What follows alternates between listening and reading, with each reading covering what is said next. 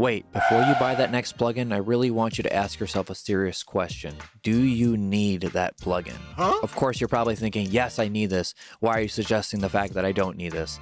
Well, I'm here to challenge you with 5 reasons why you don't need to buy any more plugins than you already have. That's coming up on Music Production Simplified.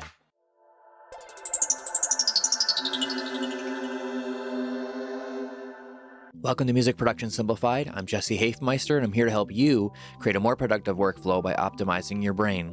Because when you think right, you act right. So I put together a list of 5 reasons why you don't need to be buying any more plugins. And the first one is just simply to save money.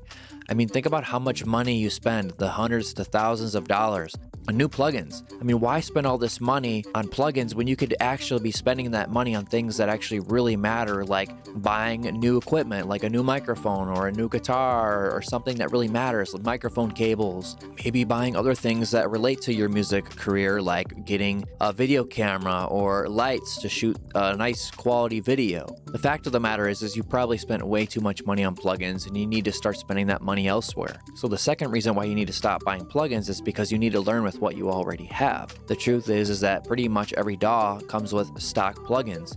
I use Reaper, and it comes with its own set of stock compressor and EQ and saturator and low pass filters and all the things that you would need to create a quality track. And I know that the downside to it is that they don't sound very great.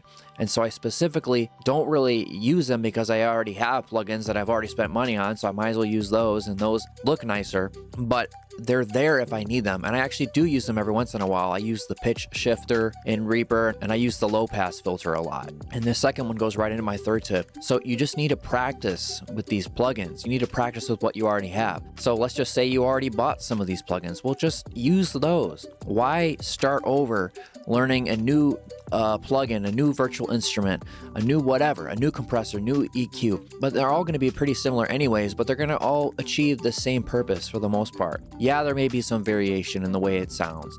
There may be some analog sound that you get from one of these plugins, but at the end of the day, I mean, it still completes the job. A compressor will still compress your instruments. An EQ still can mess with the lows and mids and the highs of your instruments. So why does it really matter so much what it looks like as long as it gets the job done? So yeah, just focus on actually practicing with what you have.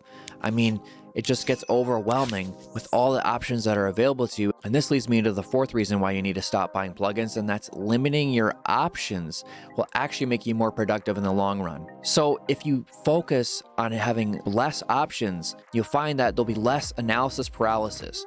Because when you're actually working in your DAW and you're putting something together, it's so easy to look at everything you have and be like, what should I pick? I don't even know what to pick. I mean, there's 20, 30 different EQs. It's like, well, which one's the best? And then instead of focusing on just picking one that works and going with it, now your goal is trying to find the perfect plugin. Oh, because I have so many. Well, I got to go through all 30 of these EQs, 30 of these compressors, 30 of these saturators. It's like, no, like, just pick one that works and experiment and work with it, and eventually you'll understand. And if you want to experiment, fine, have the freedom to do that. But I just don't want you guys to waste time on being perfectionist.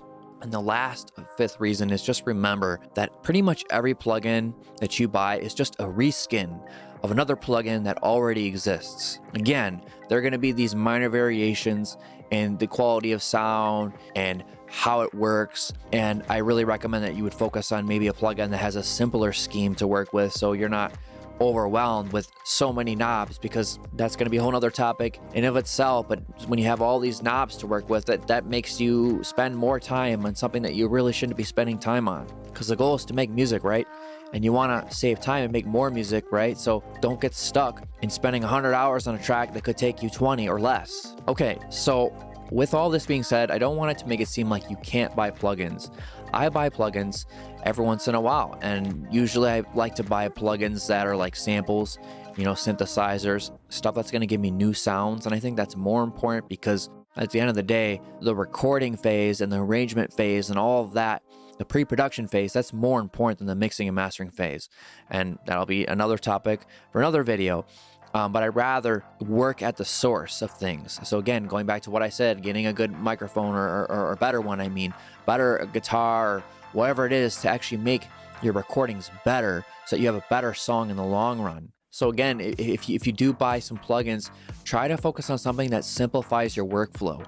And that's all that we're about here on this channel.